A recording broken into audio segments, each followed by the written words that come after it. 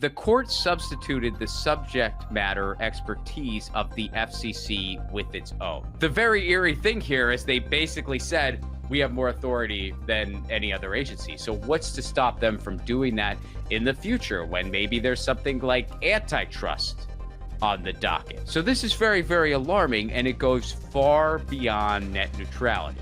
Hey, it's Jordan. I am in Flint, Michigan, East Palestine, Ohio, Tumwa, Iowa. Please support the only independent outlet on the ground covering what the corporate media covers up. What's up, everybody? Ron Placone here, reporting for Status Coup. First of all, Happy New Year.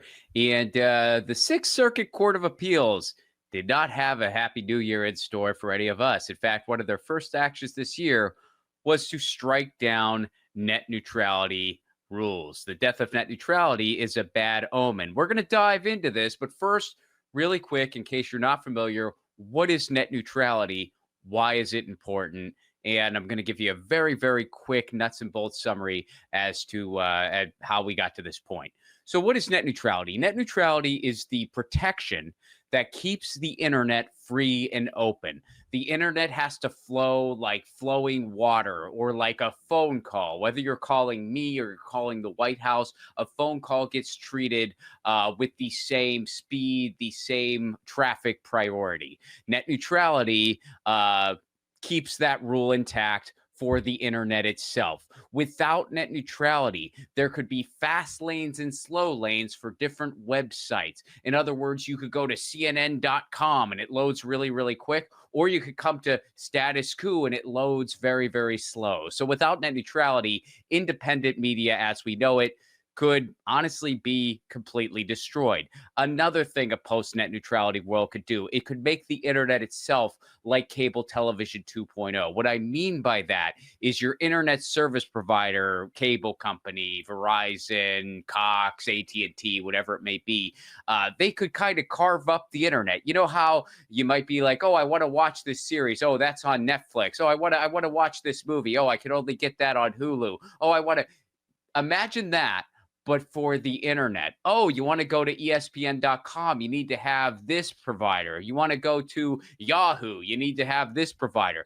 I know it's hard to imagine, but it is possible. So a little bit of history about net neutrality. We have had net neutrality as long as the internet's been around. We have not felt the effects of a post-net neutrality internet yet. We've had little inklings here and there, but for the most part, we have had net neutrality since the advent of the internet. It was an assumed rule. In other words, it was kind of on the books, but not officially. It was just assumed that all the internet service providers out there would follow net neutrality rules. And it was that way for a very, very long time. In about 2014, Verizon decided, wait a second, I don't think we need to follow these net neutrality rules. So they sued.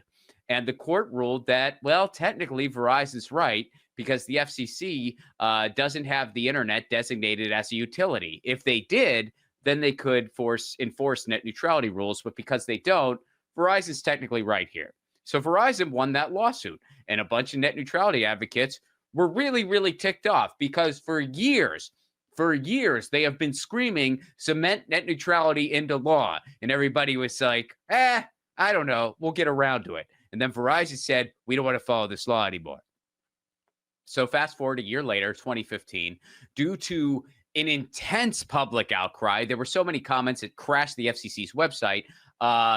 Obama's FCC cemented net neutrality into law. They designated the internet a Title II classification, which means it's a utility in our life. And they were able to get net neutrality on the books.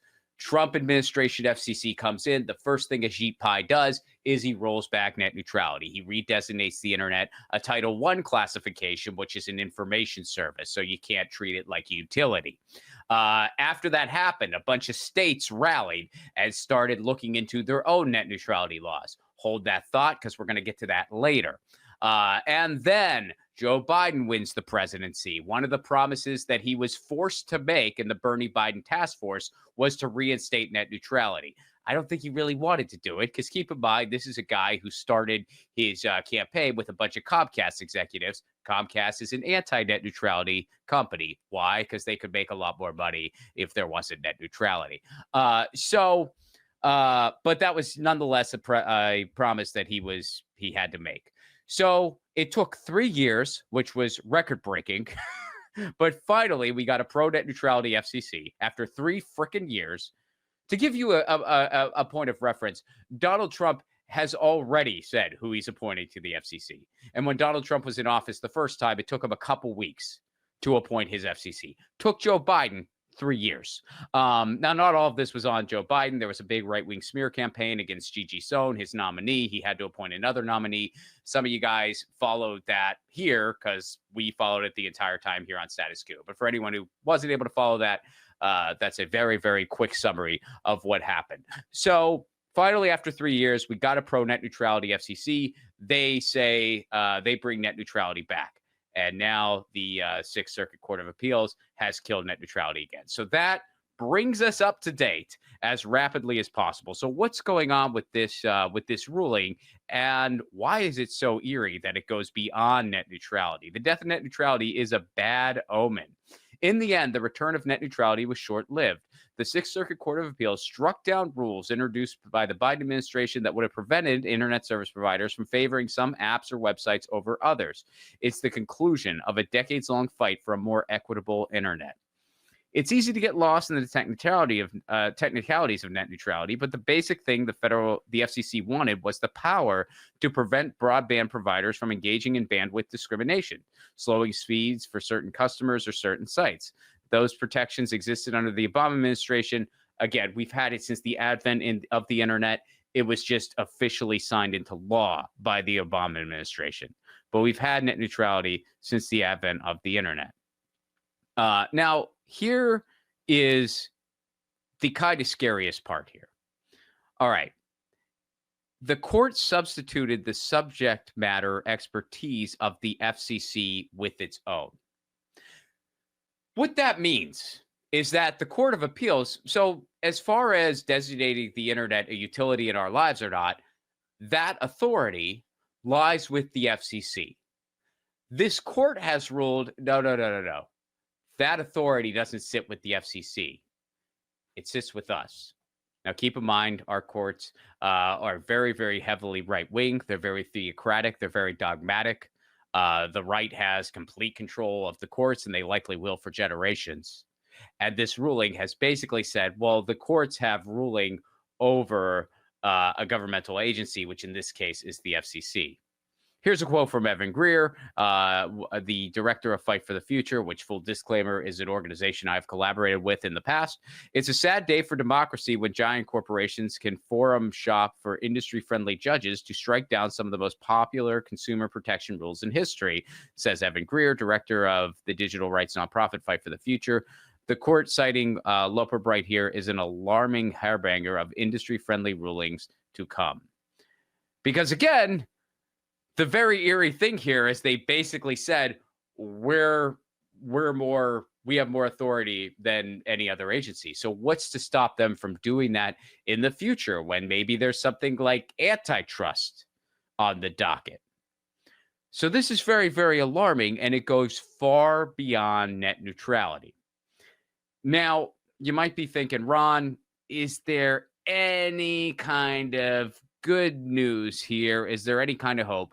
Yes, there is. So, like I mentioned in the very, very as rapid as I could make it summary of 20 years of net neutrality fighting, battling, however you want to put it, the battle for the net, the past 20 years, I summed it up in a few minutes the best I could. Like I said, after the Trump administration struck down net neutrality that officially got on the books in 2015, a bunch of states rallied to get their own net neutrality laws. And a handful of states passed their own net neutrality laws, among them the state where I live in California. So I believe it's 6 states total. Let me make sure I get the tally right here. There's 6 states that officially have passed legislation for net neutrality on the books. They are California, Colorado, Maine, Oregon, Vermont, and Washington. So those 6 states officially have net neutrality laws on the books. meaning that you have to have a net neutrality. Internet service providers have to follow net neutrality. So here you go. I know that this map might be a little hard to see here, but this is legislation signed into law.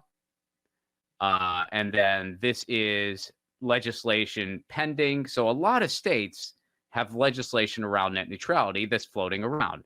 And by the way, it's not all blue states. It's blue states. It's red states. Keep in mind, net neutrality is actually a very, very popular policy that has over 83% of support with regular people. People in general favor net neutrality because whatever your political leanings are, we all know that we get value out of a free and open internet.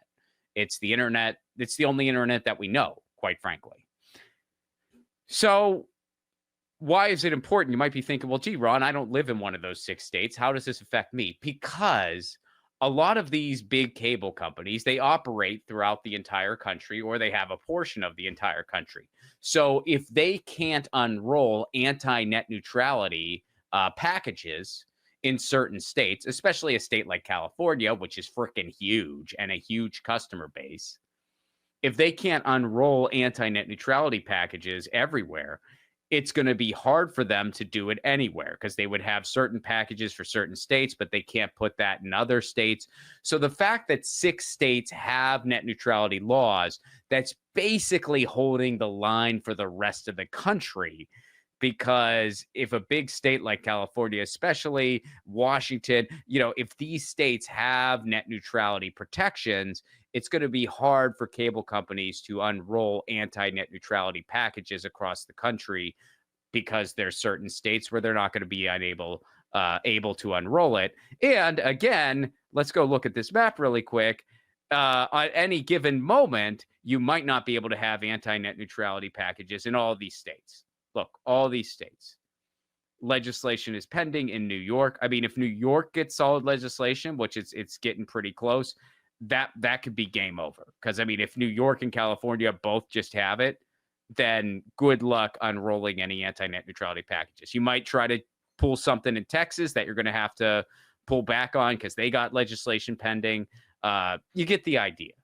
So right now, the fact that states are rallying on their own, that's a very, very good thing. Even if you don't live in a state that has any type of has any type of net neutrality legislation floating around. So that's the good news. But overall, this is a huge blow to a free and open internet and a very, dare I say, lousy way to start the new year for digital rights and just rights in general. I mean, without a free and open internet, what do we really have as far as a communication vehicle goes? The internet is clearly a utility in our lives. That is very, very obvious. And we need to fight for it. Otherwise, we're going to be telling our kids and grandkids what the internet used to be like, and they're not going to believe us. I know it's kind of hard to imagine. The only internet we've known so far since the advent of the internet is an internet that has net neutrality. But everything I just described earlier in the video is a valid possibility and could become a reality. Keep in mind, the internet, when you put it in the big scope of things, is still a very young invention. The internet as we know it has not been around very long. I know some of the people watching this video, it may have been around your entire life. And you may be like, wow, really? But it's the freaking truth. In the big scheme of things, it's not very old. It's a lot younger than, say, radio, than, say, television. And think about how all of those mediums have changed and evolved so much over the years. Same thing can happen with the internet. So the good news is the states are fighting, the states are rallying, and the long-term solution for all of this is to build municipal broadband networks, which is basically city-owned internet and community-owned internet, build that all across the country so you take big cable out of the equation. That is the long-term permanent fix for this issue. So I recommend people check out the American Association for Public Broadband. Find out where there are public broadband initiatives going on in your community. Again, that's the American Association for Public Broadband. Go to fightforthefuture.org to find out about all of the latest net neutrality battles and how you can get involved. And of course, go to the Institute of Local Self-Reliance to learn about what it really means to build municipal broadband all across the country. Those are some resources to help you along your way. And last but certainly not least, if you don't mind, folks, my movie Left at Wall is available for pre-order now. You can pre-order Left at Wall on Apple TV. Just go to Apple TV. There will be a link in the description here. Or you can just go to Apple TV if you're on your television and type in Left at Wall. It comes right up. You can pre-order it now. On January 24th, Left at Wall will be released across platforms. If you're not an Apple TV user, don't worry about it. It's going to be released across platforms. There's going to be a ton of places you can see it, including right here on YouTube, because it'll be on YouTube Movies. But if you are an Apple subscriber, please give us a pre-order if you are able. The more pre-orders we get, the better placement we're going to have when we're an official new release on January 24th. So thank you all so much for tuning in. Let's save our internet. Let's keep our internet. Let's preserve our internet so that generations to come can have the same internet that we've come to know and rely on. And this is Ron Placone for Status Coup, signing out.